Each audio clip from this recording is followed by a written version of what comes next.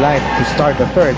Paulo Mendoza has done an excellent job playing the quarterback role here for Coca-Cola. Very unselfish, spotting the perpetually moving Gary David for his 18th point.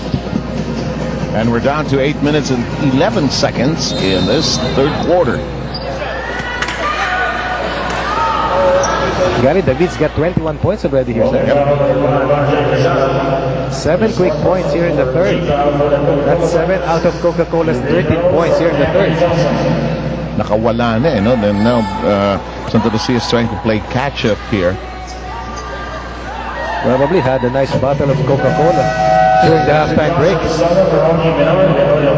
In the meantime, Boyd Fernandez now trying to shuffle his cards here, trying to look for a hand that will somehow deliver and change the way this ball game has been re-energized by Coca-Cola. Williamson, oh boy, I speak too soon as usual. Williamson did not touch it last. It will belong to the Tigers. Coach Boyd putting in a different defensive matchup against Gary David and sending Bitoy Malone to put the cover on Mr. Pure Energy. Yes, Dennis made that familiar move to the basket. Espinas with the most likely foul here. First on Espinas. Playing for only his second team in his PBA career. 1-2 titles for Santa Lucia. The last one of which was under Coach Boyd Fernandez in the year 2007. But has found a new home here with the Coca-Cola Tigers. Big man has not lost his touch from the outside. Brian Viloria, of course. Gonna have a fight the next weekend. Why do boxers love that hot? I'm gonna ask many of them, most of them, one of these days. Parang meron silang sinusundan na fashion for small men. Yun ang nabasa ko kay Pacman. Totoo kay Pacman. At yung mga hats ni Pacman na siyang suotin ni Brian Viloria. Okay. Meron silang sinusundan na talagang fashion. You live in a house with very stylish women. I understand perfectly. I don't have a hat. Yeah, but I understand perfectly that you can be an authority on this subject. I trust the women in your life, my friend. You? My wife and my daughter. Yeah, I know. Okay. I know. What did I say anyway? Takot. And 14 nil though. Yeah. Okay. Pati ba yung kasali? Kasama. Balik ko kami. Okay, we are back with us here at the Big Dome, and suddenly Coca-Cola has pulled away, and this combination needs to shine here today to get rain or shine moving forward into a battle against the winner of this game that we're doing for you right now. And they were really clobbered by Barangay Ginebra the other day at the Ninoy Aquino. That team really played so well on that day, with JJ Helterbrand just going to down with the best game of JJ Helterbrand for the entire conference. Sama mo na yung laro ni JC Intal. And probably the only cause for concern right now for Coach Calay Garcia is that they will be playing their 4th game in 10 days. Yun lang. But this is a young team, and I think they have young legs. In the meantime, the dish up at the last moment. Boy, that is a shot that had no chance. Oh!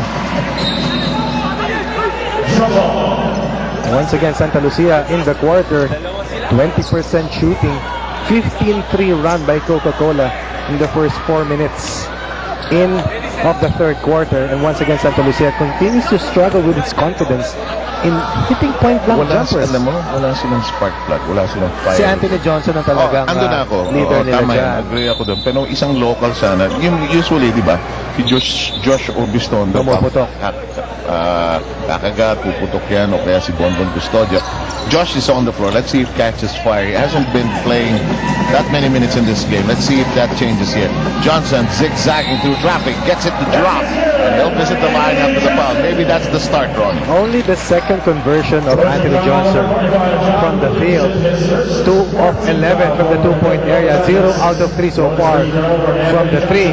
And let's see if Santa Lucia will continue to recognize that it was their accurate free throw shooting that enabled them to stay close to Coca-Cola in the first half. Here's the +1. Johnson doesn't get it to fall in, and Williamson cleans it up. 7:13 to go. It's a 15-point game. A lead of Coca-Cola. The lead held on to by Coca-Cola. Gary David starring that major bust out. Johnson trying to bat it away from Espino. The big man found a way underneath. Coca-Cola has committed itself to taking that ball strong to the hole, putting that ball once again in the hands of their best attacker from the interior, Dennis Espino. Espino with 3 points, 6:45 to go. Johnson top of the keyhole. Risada trying to stay in step. The dipsy-do that tap back in, and he has 15. Remember that Santa Lucia had 14 offensive rebounds in the first half. Coca-Cola needs to realize they have to block out Anthony Johnson.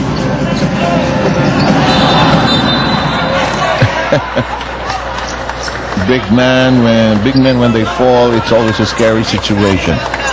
But let's see how this falls. Dennis Sta with the foul. Is it called as a flop? Yes, it's called as a flop. Now, isa-isa lang. Pichiki muna. Pass of Chiki. Thank you, Sev. You know, in the last huddle of Santa Lucia, Coach Boyet was dead serious in his reminders. He told his boys, lumalaki na ang lamang. Lumaban naman tayo. Huwag tayong maglaro ng pasimple-simple lang. Then he went to the playboard, and just like what you guys mentioned, he wants to set up Urbis Tondo and Anthony Johnson by giving them multiple screens. Sev? I like that point you made as we slide into this 30-second timeout brought to you by Handy Picks. Ang first aid ng bahay mo, Banzol, Silsol. The common phrase we use here is to play with a sense of urgency. And cliche as it is, it's the main ingredient that's now gone from the Santa Lucia game. And that's why Coach Boy Fernandez making the decision to play Yusuf Al-Jamal. Base sa ating mga report kanina, Yusuf Al-Jamal suffered an ankle sprain prior to today's game. But right now, Coach Boy is thinking offense. Their defense has failed somewhat here in the third. So now they have to put in more points on the board just to stay close to Coca-Cola here in the third. 6:20 to go. Here's Paulo Mendoza trying to get everybody into their proper places. He pops from top of the keyhole. That won't drop in. Al-Jamal picking up the loose ball. Orbistondo sets up the offense on the other side of the floor.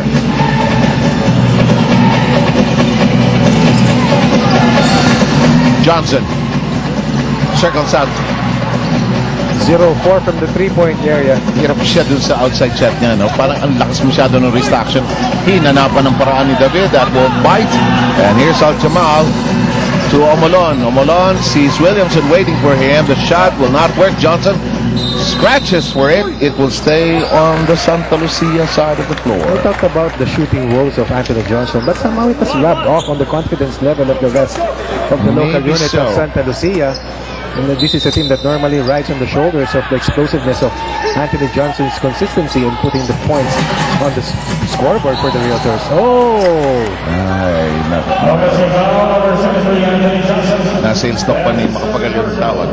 No? There's nothing wrong with that as long as you get the call, I guess. But he was really shoved away. Lead stays at 15 with 5:30 remaining. Wild card knockout game number 1. Only team that's already on early vacation is Barako, of course, finishing last in the totem pole as we watch Espino shoot again or try to shoot against 3. Orbistondo breaking loose with a stranglehold. No footwork there. Clean-up job by Johnson. This is what Santa Lucia can effect on Coca-Cola. Forced turnovers, run in transition, scoring sa baskets. Kita mo, maski 3-on-1 na, nag-finish pa si Dennis Sta doon. Buti nandun si Anthony Johnson para sa putback. I see Bisolas getting up from the Santa Lucia bench. Let's see who he changes in a moment as soon as we have a dead ball situation. Outside attempt by Williamson. This one will not drop, that is. 4:40 remaining. Here's Josh.